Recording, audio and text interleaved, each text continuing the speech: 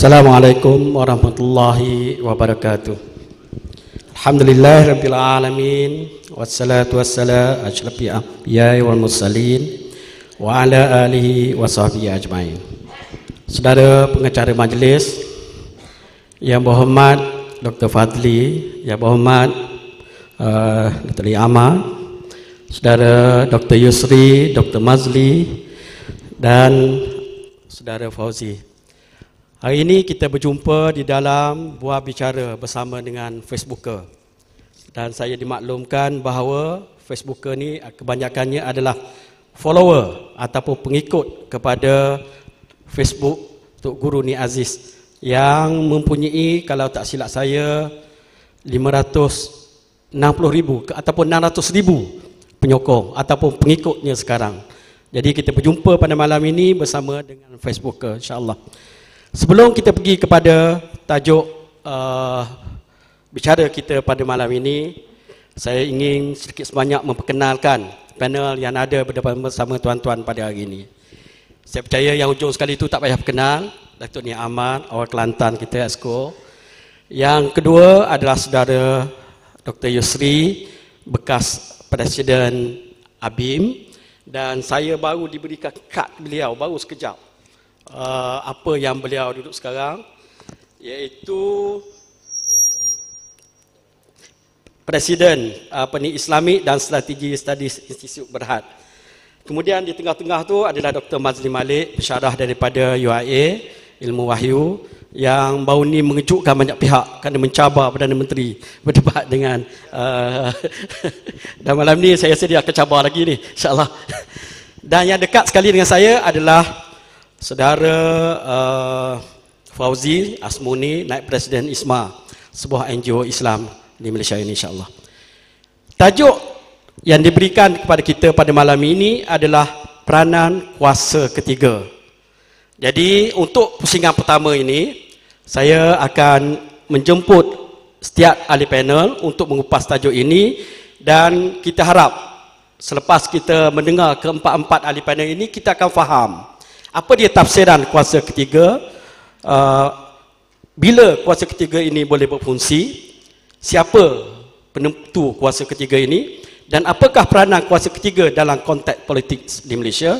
Dan kita minta ahli panelnya. Dan untuk permulaan, setiap ahli panel diberikan 5 minit untuk berhujah, untuk berkata pada mula-mula ini. Dan untuk mula kita pilih Datuk Ni Amar dahulu. Dipersilakan, Ustaz.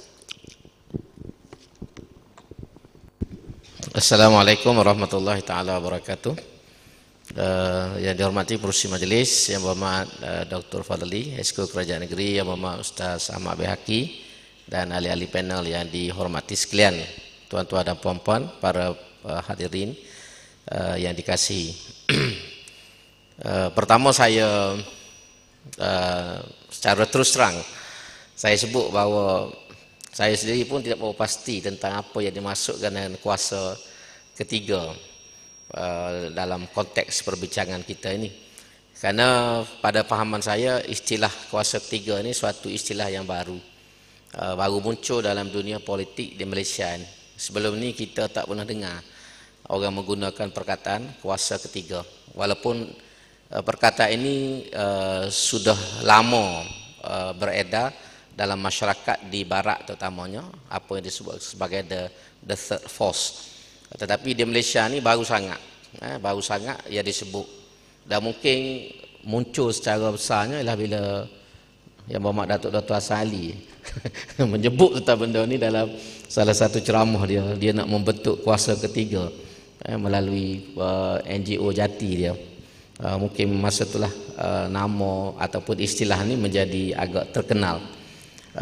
Cuma seperti mana saya sebut tadi, saya sendiri tidak pasti apakah yang dimaksudkan dan dalam ruang yang macam mana. Cuma mungkin boleh jadi kuasa ketiga ni maksudnya mereka yang tidak ada parti, yang tidak menyokong mana-mana parti dalam masyarakat. Walaupun mereka boleh jadi minat politik dan memberikan perhatian kepada politik, tetapi mereka tidak menyokong mana-mana parti secara tetap. Mungkin juga yang dimasukkan dengan kuasa ketiga ni adalah orang yang tak cara apa-apa. Orang yang dalam istilah di barat mereka yang apati. Yang apati iaitu yang tidak ambil peduli tentang politik. Siapa menang, siapa kalah, siapa yang bertanding, dia tak kisah. Siapa yang jadi kerajaan pun dia tidak peduli. Yang penting hidup dia dan kerja dia. Boleh jadi juga ini yang dimasukkan dengan kuasa ketiga.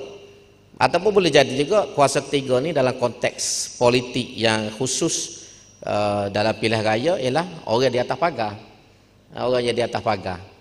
Orang atas pagar yang orang yang memang tidak terikat dengan mana-mana parti. Mereka aktif dalam pilihan raya, prihatin dengan isu-isu politik, tetapi mereka tidak terikat dengan mana-mana parti dan mereka mengundi bila mari pilihan raya.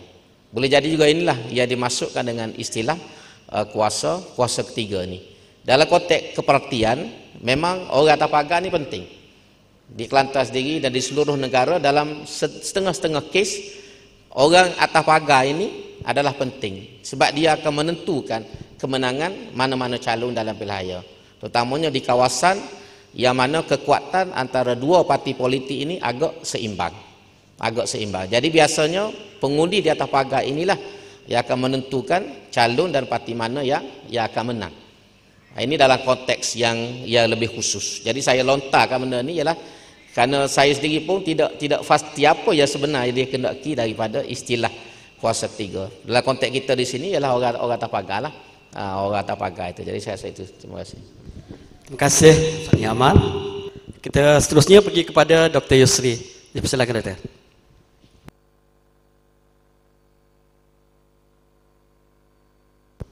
Assalamualaikum warahmatullahi wabarakatuh. A'udzubillahi minasyaitonir rajim. Bismillahirrahmanirrahim. Alhamdulillahi rabbil alamin. Wa bihi nasta'in. Allahumma salli wa sallim wa barik ala sayyidina Muhammadin al-Fatihi lima ughliq wal khatim lima sabaq nasiril haqqi bil haqqi wal hadi ila siratikal mustaqim wa ala alihi wa sahbihi haqqa qadrihi wa miqdarihi al-azim. Amma ba'd. Saudara pengerusi, rakan-rakan panelis yang berhormat, Ustaz Ni'amah, sahabat saya Dr. Mazli, Ustaz Fauzi, yang berhormat Dr. Fadli Hasan, yang berhormat Ustaz Ahmad Baihaqi, Atiqullah, yang dimuliakan para ustaz-ustaz, guru-guru yang turut hadir pada malam ini, hadirin hadirat sekalian. Ya, saya kira pandangan yang telah diutarakan oleh oleh Yang Berhormat Ustaz Ni'amah tadi sangat membantu kita untuk memulakan perbincangan tentang tajuk ini yang saya kira kita sama-sama hadir atas semangat bahawa tajuk ini adalah tajuk yang ada kepentingan yang besar berkaitan dengan pilihan raya, yang kita tahu bahawa pilihan raya ini banyak menentukan tentang situasi agama dan bangsa kita. Dan saya juga harus mengucapkan tahniahlah kepada penganjur kerana pada malam ini kita bercakap tentang suatu aspek yang mungkin jarang dibicarakan, iaitu kuasa ketiga. Begitu jarang sehingga kita pun, ahli panel pun mencari-cari takrif yang boleh kita sepakati. Tapi kalau terlalu tak disepakati takrif pun payah juga nak bincang. Seorang bincang A, seorang bincang B, tapi saya kira adalah beberapa daripada takrif yang Ustaz Ni'amah tadi sebutkan yang boleh kita sepakati, yang akhir-akhir tu terutamanya, yang atas pagar tu, yang tidak terlalu jelas atau terikat dengan mana-mana pihak, mana-mana dua belah pihak. Kebetulan bercakap tentang politik Malaysia ni ada dua belah pihak yang utamalah. Kalau ada lima pihak tak relevan lah tajuk kita ni. kan, contohnya. Walaupun dari segi ilmiah, dari segi akademik, pihak ketiga dalam sosiopolitik ni selalu juga dirujuk kepada istilah civil society, yang kadang-kadang diterjemahkan sebagai masyarakat madani.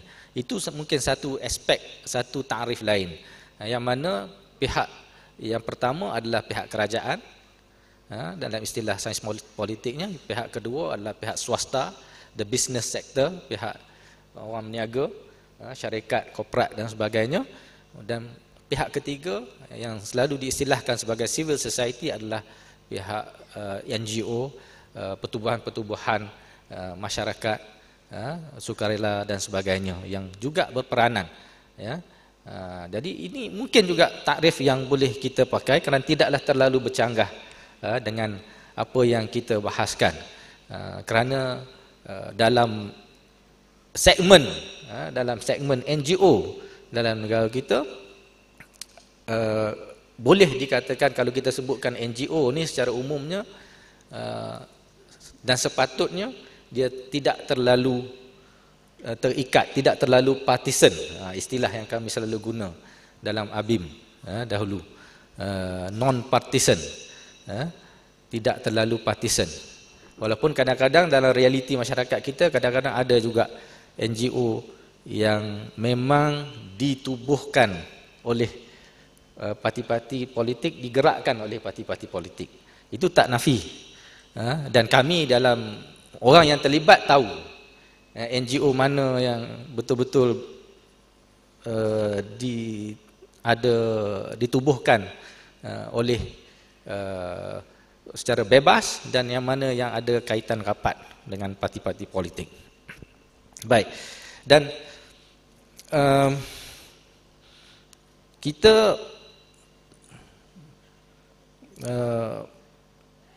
berbincang tentang kuasa ketiga dalam konteks dan kaitannya dengan pilihan raya umum ke-13. Yang tu agak mencabarlah perbincangan kita ni.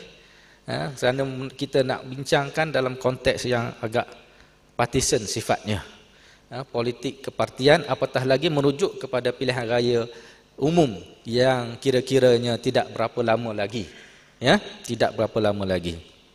Saya teringat seorang ustaz saya dulu dalam ABIM. Ya. Beliau pernah menggunakan perumpamaan, perbandingan politik. 1 minit, Cik Zul. Politik kepartian atau pilihan raya ni ibarat gelanggang boxing, dia kata istilahnya. Ya. Masuk 2 orang yang masuk gelanggang boxing. Jadi bila masuk gelanggang boxing ni, dia punya peraturan pemainnya dia tu memang kena menumbuk dan ditumbuk. Jadi itu peraturan permainan dia. Kalau masuk situ duduk silap saja, duduk bunga saja, marah orang tengok boxing itu. Orang tengok boxing saja. Jadi ini tidak mudah sebenarnya. Sistem, kita bercakap tentang pilihan raya umum ke-13, pilihan raya umum itu secara khusus, kita bercakap tentang satu sistem yang memerlukan kita untuk bersaing. Dan kadang-kadang suasana sistem itu mendorong kita untuk bersaing pada tahap yang tidak semestinya selalu tahap yang sehat. Tidak semestinya tahap fastabiqul khairat. Yang ini yang mencabar sedikit kalau kita bercakap tentang latar belakang. Apatah lagi sedikit yang terakhir untuk mukadimah ini, pilihan raya umum ke-13 ini mempersembahkan atau meletakkan kita dalam satu realiti yang sangat mencabar, ya.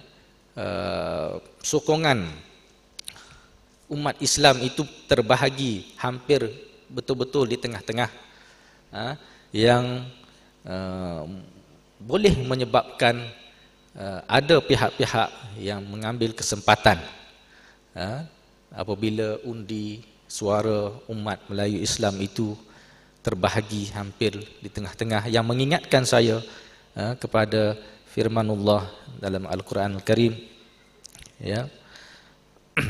Auzubillahi minasyaitonirrajim.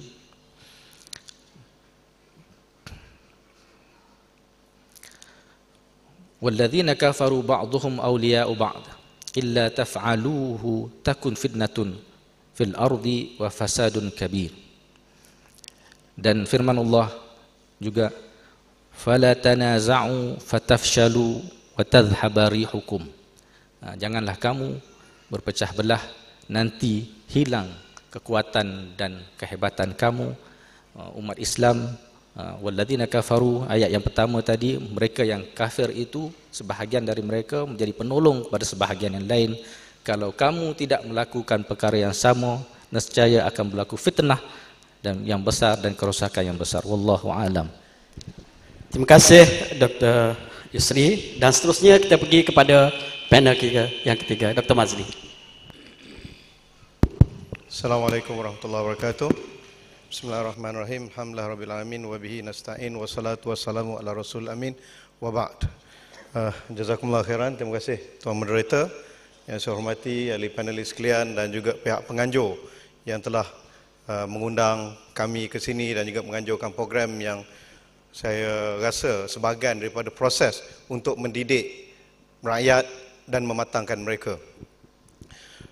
Saya rasa bertuah kerana dijemput untuk berada di sebuah negeri yang amat istimewa di Malaysia ini. Pertamanya, dia merupakan satu-satu negeri yang mempunyai bandaraya Islam. Dan yang kedua, dia merupakan negeri pertama yang sanggup nak buat jalan raya bersama-sama rakyat. Dan yang ketiganya, dia mempunyai seorang menteri besar yang amat unik. Jadi model kepada menteri-menteri besar lain yang berada di bumi Malaysia ini. Dan menjadi model kepimpinan ulama dan kepimpinan gerakan Islam bukan hanya kepada Malaysia, malah kepada seluruh dunia. Dan yang lebih penting, lama saya cakap benda ni, saya pun cakap kat YB Bahaki, saya kata negeri ini amat istimewa kerana dia mempunyai seorang sultan yang amat unik. Sultan yang soleh, yang mengingatkan kita kembali kepada cerita-cerita Muhammad Al-Fatih, kepada Sultan Muzaffar Qutuz dan lain-lain di zaman kegemilangan Islam. Dan kita berharap supaya rakyat dan juga pemerintah akan bersama-sama meneruskan kesolehan negeri ini demi untuk Islam dan umatnya. Tuan-tuan dan puan-puan sekalian, bila cerita tentang kuasa ketiga, betul kata Datuk Ni Ahmad, ia mengingatkan saya kepada sahabat dan juga rakan yang saya kasih, iaitu Datuk Hassan Ali. Dia popularkan jalur 3, tetapi dia bukan orang pertama. Saya teringat kalau selepas pilihan raya 2008, selepas tsunami, antara kumpulan pertama yang mengaku mereka sebagai kuasa ketiga ialah PSM, Parti Sosialis Malaysia. Dia merasakan dia tidak bersama Pakatan Rakyat dan tidak bersama Barisan Nasional, maka dia kuasa ketiga. Walaupun calon-calon dia yang menang menggunakan tiket PKR. Kemudian third force juga dipopularkan oleh kumpulan-kumpulan lawyer yang mungkin Dr. Yusri agak tak selesa dengan dia orang, Haris Ibrahim, Raja Petra dan sebagainya, tubuhkan parti yang menjadi third force ni. Tetapi Malik Imtiaz contohnya, anak murid Datuk tak sempat mengajar dah. Tak sempat. Mereka ini ngaku jadi kuasa ketiga juga. Dan akhirnya hilang kisah begitu saja, tak sempat nak masuk pilihan raya pun. Dan yang terkini Datuk Hassan Ali lah, dengan dia punya jalur 3 ataupun jati, mengaku sebagai kuasa ketiga. Secara ringkasnya, tuan-tuan dan puan-puan, saya tidak percaya kepada kuasa ketiga. Kalau tanyakan kepada saya kata, apakah kuasa ketiga? Kita bukan ada two party system seperti mana yang berlaku di negara barat, dan juga civil society kita, masyarakat sivil yang disebutkan oleh Dr. Yusri itu tidak kuat di bumi Malaysia, kerana kebanyakan rakyat Malaysia bergantung harap, hatta masyarakat sivilnya bergantung harap dan begitu attach kepada kerajaan. Civil society ini merupakan perkumpulan masyarakat sivil yang tidak bergantung kepada kerajaan. Mereka ini independen. Malah mereka menjadi kuasa pendesak, menjadi kuasa pemantau ataupun watchdog, ataupun mereka ini menjadi check and balance kepada kerajaan dan juga sistem yang ada. Kuasa politik yang terbagi kepada tiga itu, kuasa legislatif, kuasa kehakiman dan juga kuasa eksekutif. Pihak rakyat ini memantau mereka. Jadi kalau katakan kepada saya lebih percayakan kepada kuasa rakyat berbanding dengan kuasa ketiga. Tuan-tuan dan puan-puan sekalian, apakah rakyat yang boleh lakukan? Ada di antara rakyat ini, seperti mana kata Dato' Amar, mereka ini tidak berpihak. Ya, betul, kalau kita lihat melalui kajian Merdeka Center ataupun kajian UMCDAL dan banyak kajian lain, kebanyakan kemenangan ataupun kekalahan parti-parti yang bertanding di dalam pilihan raya Malaysia ditentukan oleh golongan floating voters ataupun pengundi terapung. Nak kata atas pagar, saya tak rasa dia atas pagar. Sebab ada waktu mereka ni memang tak nak turun pagar. Kalau atas pagar ni ada waktu dia jatuh kan. Jatuh kiri atau jatuh kanan. Tapi puak-puak ni dia memang tak nak. Dia kalau mengundi pun bukan mengundi kerana dia nak pergi kat tu ataupun pergi lek ni. Tetapi kerana mengundi, dia lihat apakah keuntungan bagi diri mereka. Dan mereka ni membentuk 30 hingga 40% daripada bilangan pengundi berdaftar kita. Tuan-tuan dan puan-puan sekalian, kalau nak ditanyakan apakah peranan kuasa rakyat ataupun kuasa ketiga, keempat, kelima yang kita sebutkan, saya rasa kita kena kembali kepada kerangka politik warga ataupun politik rakyat. Yang mana bila sebut pilihan raya, kita tajuk hari ini kuasa ketiga dan pilihan raya. Bila sebut tentang pilihan raya, dia bukan hanya sekadar proses membuang undi, proses berkempen, proses menang selepas undi. Tidak, dia lebih daripada itu. Yang paling penting sekali ialah pilihan raya itu sendiri hendaklah bersih. Tidaklah dinamakan negara demokratik jikalau ada pilihan raya tetapi pilihan rayanya kotor. Senarai pengundi penuh dengan pengundian itu. Ataupun berlakunya politik wang. Ataupun berlakunya keculasan dan ketirisan di dalam pelaksanaan PRU itu sendiri. Dan yang keduanya, mestilah ada equal opportunity, peluang yang sama rata kepada semua pihak yang bertanding.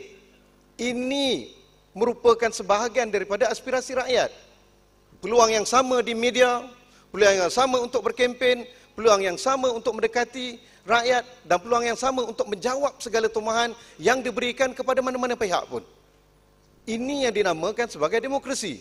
Jikalau tidak berlaku ini semua, saya rasa tidak ada ertinya bagi sebuah negara itu mengaku demokrasi. Dan juga, bila disebutkan sebuah negara yang demokrasi itu juga, perlu adanya accountability. Jadi, bagi rakyat yang mungkin tidak berpihak ataupun tidak berparti, tidak non-partisan, tugas mereka adalah untuk memantau perjalanan pilihan raya itu sendiri. Memantau golongan SPR, memantau parti-parti politik yang bertanding. Dan lebih daripada itu, mereka perlu menjadi kumpulan pendesak. Lihat balik, semenjak tahun 2008, parti-parti yang bertanding sama ada parti PR ataupun parti-parti di dalam PN, sejauh mana mereka dah laksanakan janji-janji yang mereka sebutkan dulu. Sejauh mana manifesto itu telah berjaya mereka laksanakan.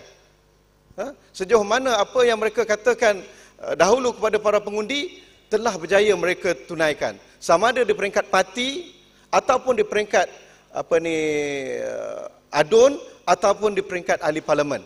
Perlunya ada semak dan imbang itu. Ini peranan rakyat. Dan yang lagi penting pada saya bagi pihak kuasa rakyat ini adalah untuk mendidik masyarakat.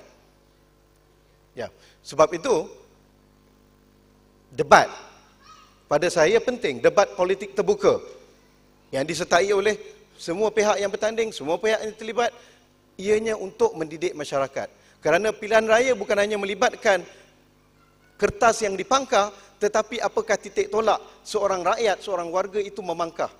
Maklumat yang saksama perlu ada kepada rakyat dan cara mereka menilai untuk dikeluarkan atau diterjemahkan melalui undian, itu yang perlu digariskan. Dan inilah peranan rakyat untuk mengadakan debat, mengadakan perbincangan terbuka. Kalau waktu saya di UK dulu, pihak rakyat akan menganjurkan husting. Husting ini mereka jemput sama ada pihak gereja, pihak masjid, community ataupun balai-balai raya. Kita jemput pihak yang bertanding.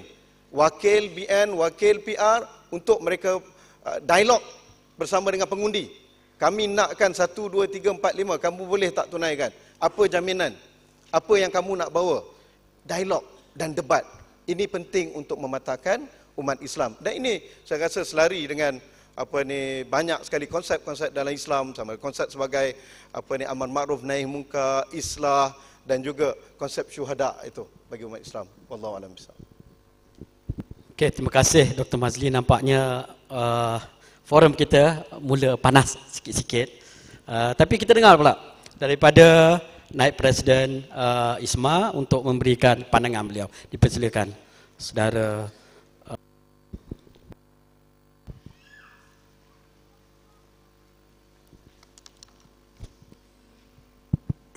Bismillahirrahmanirrahim. Assalamualaikum warahmatullahi wabarakatuh. Alhamdulillahirabbil alamin wassalatu wassalamu ala asyrafil anbiya'i wal mursalin wa ala alihi wa ashabihi ajma'in. Allahumma ja'al jam'ana hadza jam'an marhuma wa tafarruqana min ba'dihi tafarruqan ma'suma wa la taj'al fina syaqiyan wala mahruman wala matrudan ya arhamar rahimin. Yang dihormati saudara moderator, saudara Zulkifli Sulong, seterusnya yang berbahagia Exco dan yang berhormat, seterusnya rakan-rakan panel, Datuk Nik Amar, saudara Dr. Yusri dan Dr. Mazli Malik, seterusnya semua para hadirin hadirat yang saya hormati dan saya kasih sekalian. Pertamanya, alhamdulillah, saya memanjatkan kesyukuran yang tidak terhingga kehadirat Allah Subhanahu Wa Taala yang telah menemukan kita semua pada malam yang berbahagia ini. Yang kedua, saya juga mengucapkan terima kasih kepada pihak penganjur yang telah menjemput saya secara untuk datang dan turut serta dalam forum pada malam ini, yang saya anggap adalah merupakan suatu forum yang mengupas topik yang saya sendiri tak pernah terlibat secara terbuka membincangkan topik yang seumpama ini berkenaan tentang kuasa ketiga dan peranannya di dalam pilihan raya yang ke-13. Saya, oleh kerana topik ini adalah merupakan satu topik yang pada saya adalah merupakan satu topik yang penting untuk dibincangkan secara terus terang dan ikhlas.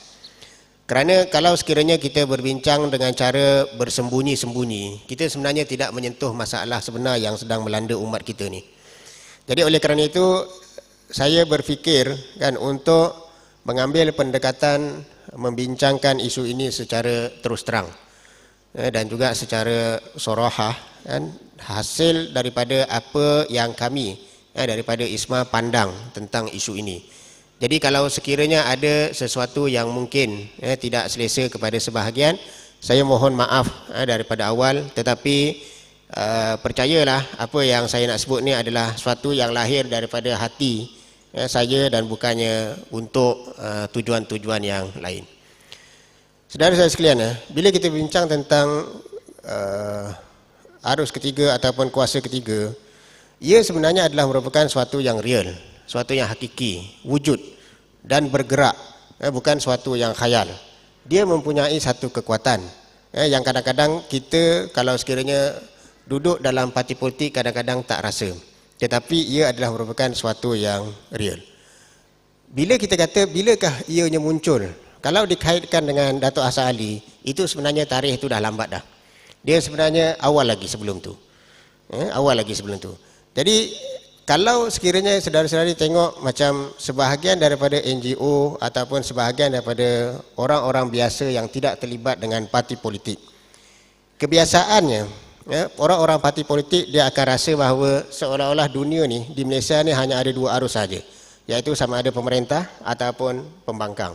Tetapi sebenarnya kalau sekiranya sebelum ini rakyat dengan mudah boleh memilih salah satu daripada dua, tetapi apabila masuk pilihan raya yang ke-12, pada masa itu kan rakyat sudah mula terfikir sesuatu yang lain daripada budaya dan juga kebiasaan yang biasa.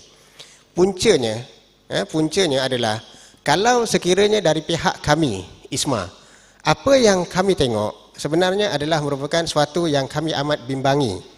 Kerana kalau sekiranya saudara-saudari perhati betul-betul, kalau sebelum ini apabila parti-parti Islam ataupun parti-parti orang Melayu ni bertanding, dia bertanding berlawan di antara manifesto, contohnya antara negara Islam dengan Islah Hadari. Saya tak kata Islah Hadari itu suatu yang retorik ke, suatu yang real memang dia nak buat ke, itu saya tak mau bincang. Tetapi cuba tengok apabila berlaku sahaja pilihan raya yang ke-12, Slogan-slogan itu dia dah hilang. Slogan-slogan itu dia dah hilang. Orang parti boleh kata bahawa mereka cuba untuk mendekati rakyat dengan slogan yang lebih okey dan lebih dipahami oleh rakyat. Tetapi pada kami dan juga orang-orang yang bersama dengan kami merasai satu kebimbangan.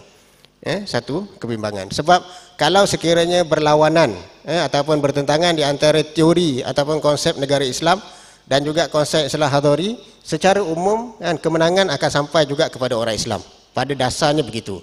Tetapi kalau sekiranya konsep yang berlawan itu adalah konsep Malaysia berlawan dengan konsep One Malaysia, kita tak tahu lagi orang Islam akan dapat untung ataupun tidak. Dan kebimbangan itu sebenarnya adalah merupakan di antara dasar yang mendasari wujudnya apa yang kita sebut sebagai kuasa ketiga. Sebab tu saya suka sebutkan ini benda yang real, benda yang hakiki. Kita nak nafi, kita boleh nafi. Tetapi percayalah, ini adalah merupakan suatu suara daripada satu kumpulan yang mungkin tidak begitu kuat pada awalnya. Tetapi kalau sekiranya kebimbangan itu terus berlaku, kebimbangan hari demi hari, sebab bila kita perhatikan permainan di antara politik-politik ni ataupun ahli-ahli politik, ada yang bagus, saya tidak nafikan. Tetapi kadang-kadang ada juga yang terlajak. Yang apabila terlajak tu kadang-kadang kita membimbang, ya satu benda yang kita bimbang adalah berlakunya suatu penghakisan terhadap kuasa Islam ataupun satu penghakisan terhadap kedudukan Islam dalam negara. Jadi kalau sekiranya diperhatikan dan ditanya, ke manakah kuasa ketiga ni akan pergi? Kalau sekiranya kita kata balik pada Raja Petra dan seumpamanya, itu kita tahulah dia akan pergi ke mana.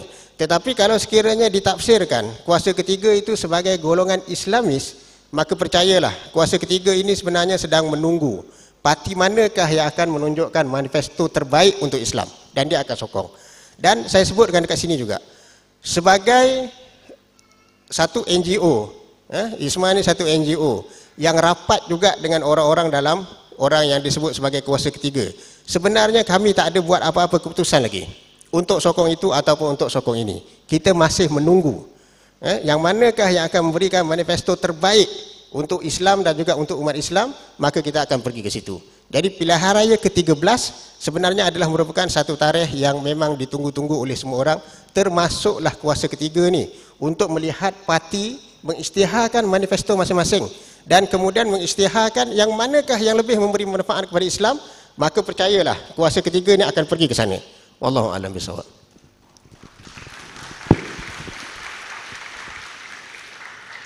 Terima kasih kepada keempat-empat panel kita. Kita telah mendengar huraian, hujahan dan kita telah selesai pusingan pertama forum kita pada malam ini.